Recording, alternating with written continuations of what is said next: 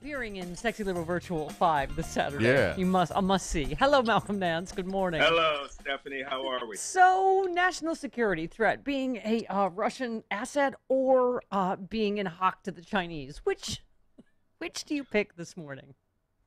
Oh, this morning I'm all in for being in hock to the Chinese and having a secret bank account. Right. And taking $25 million from people associated with the Chinese Communist Party. You know, the thing is that with Donald Trump, as we all know, it's all a game of projection.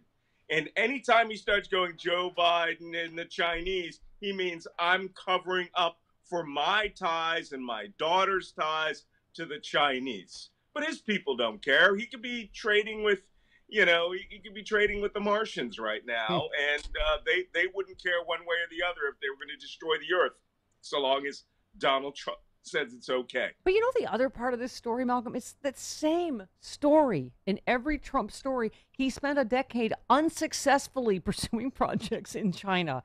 I mean, he is a failed businessman in a hock, as Forbes says, for $1 billion, not the 400 million. Mm-hmm. Right? You know what?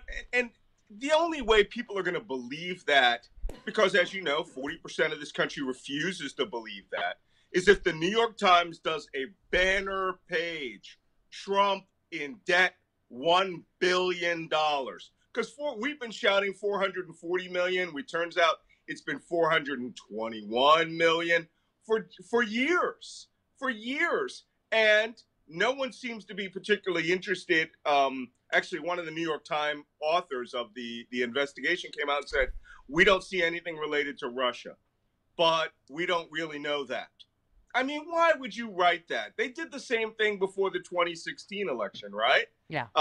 Nothing to see with Donald Trump and the Russians. Right. Okay. So in this particular instance, I'm waiting to see New York Times do that both siderism and hit them with the nothing to see with the Chinese. Joe Biden ate at a Chinese restaurant once. Right. Well, so by the way, we're at the part where obviously he's demanding Bill Barr. Is it arrest Joe Biden? Does there need to be an investigation, or just arrest him because he's a criminal? And yes. Okay. Well, all of the above.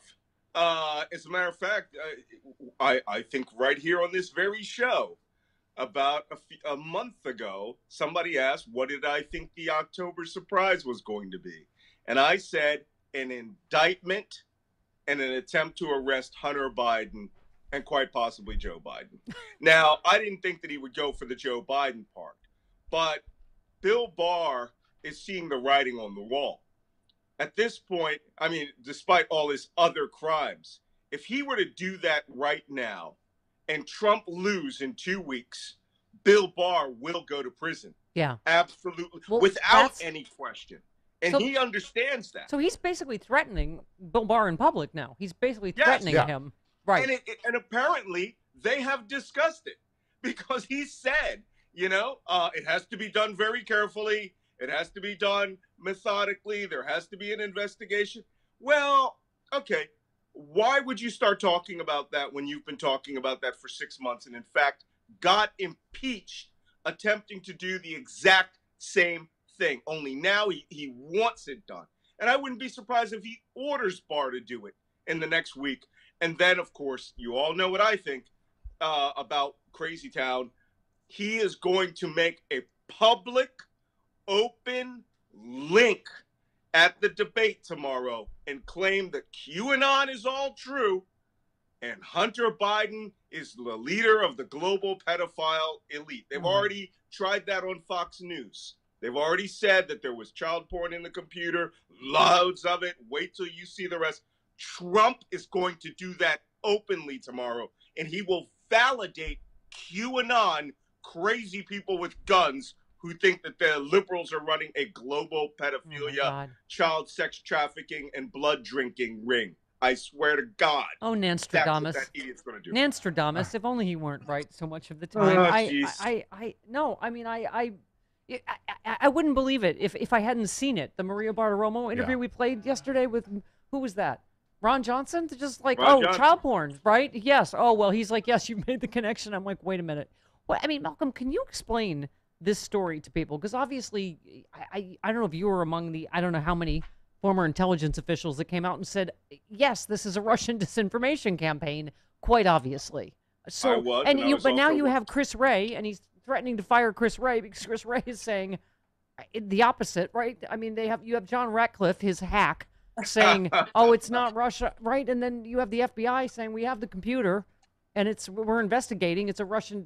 So what? How does this perfect storm come together? Do you think? Well, I don't think it will come together.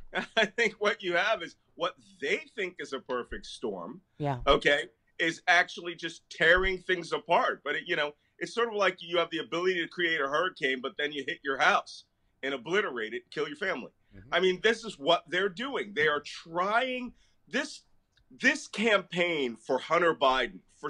It has gotten into Rudy Giuliani's head. They felt after the impeachment that no matter what, there's nothing you can do to Donald Trump, and that's true, other than vote him out of office. And so they decided they're going to triple down on the Hunter Biden story. And then Giuliani went back there and started receiving data from a guy named Derkach, who is the FBI, the CIA, Ukrainian intelligence, NATO intelligence, all believe that this man is a Russian intelligence officer, right? Not a subcontractor, but that he's actually is part of the Russian intelligence apparatus and has been feeding Rudy Giuliani all of this information from Moscow through Ukraine to Giuliani. And now, even better, they've decided someone has in Delaware claims that they had a laptop that belonged to Hunter Biden. The guy is a hardcore Trumpist, and all this stuff shows up on it. The FBI has taken that laptop, but not for the reasons that Fox News believes, which is a child porn investigation. They're investigating it to see if all of these people are working with Russian spies. Yeah. It's just everything. I keep saying 2016 on steroids, literally and otherwise. Because it's like we're in the butter emails, but and then remember the Anthony Weiner, on the laptop. I'm like, oh my God, is this every story the same thing, just all thrown together? Yeah. You know what? In my previous book, Plot to Destroy Democracy, where I go over all those KGB tactics. Yeah. I have a whole section on how they put child pornography into laptops. Anytime anyone, if you ever think your computer's hacked, right? Yeah. First thing you need to do is start checking out what PDFs, or not PDFs, what JPEGs have been put on there. The Russians do this routinely. They tried it with Navalny. They've tried it with every person in the opposition because they think pedophilia, of course, is the worst sin. And now we have an entire cult, a thrill kill cult in the United States that believes that every liberal is part of this crew and they all must be murdered. Trump and Giuliani are trying to bridge QAnon to reality. Oh my God. Okay. And it could turn into gunfire. It could turn into murders. Yeah.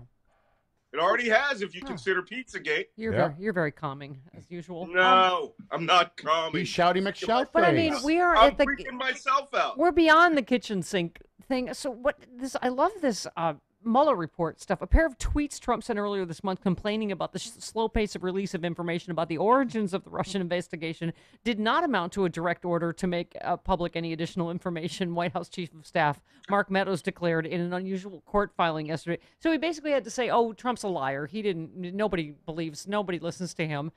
Meadows' message may be deflating for some Trump supporters who are still hoping for a major pre-election revelation. Well, his tweet would have declassified all of the Mueller report, which would have, without redactions, which would have hurt him, right? So now they have to.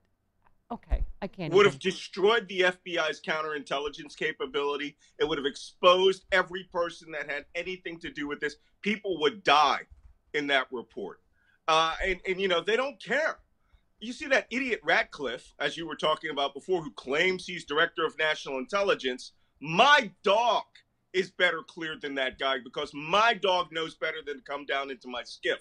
Ratcliffe doesn't even have, he wasn't even, by letter of the law, allowed to be in that job. Yeah. And he comes out yesterday and he goes, Russian intelligence had nothing to do with any of this, and we don't have any validity on that. I'm just going to, supersede and overturn the opinion of, everyone in United States intelligence. Yeah. That man is a danger to this nation and another person who needs to go to prison. Yeah, absolutely. Malcolm, let's get to the call to action part. 2020 election scams. I think CNN did a roundup. Social media, again, populated by false election claims. A significant number of Americans appear susceptible to believing unproven claims, what you were just talking about. These false claims could include reports of ballot fraud, cyber attacks targeting election infrastructure, and other related issues that could make voters question whether the election is legitimate. Hackers may also spread false reports that they obtained and leaked U.S. voter registration data. They said here's the calming part. While cyber actors have in recent years obtained voter registration information, the acquisition of this data did not impact the voting process or the integrity of election results. Oh, wait. Oh, he's wearing shorts. Ladies, take a look. Hang on. Malcolm Nance is going to get something. Did you almost tubing us? Oh. In 2016, every one of the things you said is listed in the last chapter of this book, The Plot to Hack America. None of this is new. I'm sorry, chapter 9. Can I see some more leg? Okay, sorry. I went running today, baby. You almost tubing us. Wow, he's hot. No, I didn't.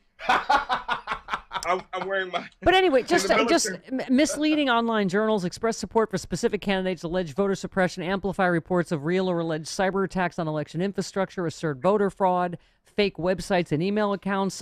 Adversaries can use spoofed domains and email accounts to disseminate false information. Cyber attacks that slow election systems. While that can slow a system or make it temporarily inaccessible to election officials, it does not prevent voting or the reporting of results.